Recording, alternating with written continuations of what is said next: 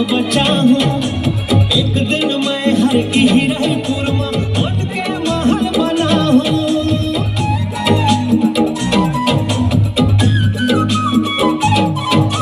पढ़त पढ़त मैं काम करूँ, पैसा घलो बचा हूँ।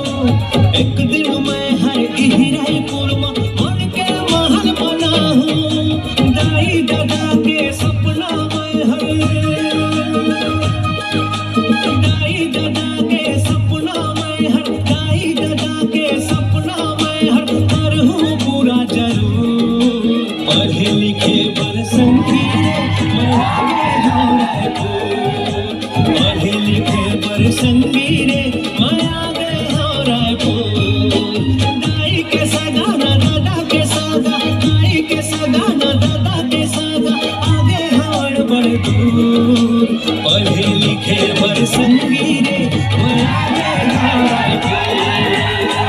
पढ़े लिखे बर संगीरे मैं आगे हूँ रायपुर। पढ़े लिखे बर संगीरे मैं आगे हूँ रायपुर। पढ़े लिखे बर संगीरे मैं आगे हूँ रायपुर। भाई कहाँ उतरना है? रायपुर आगे।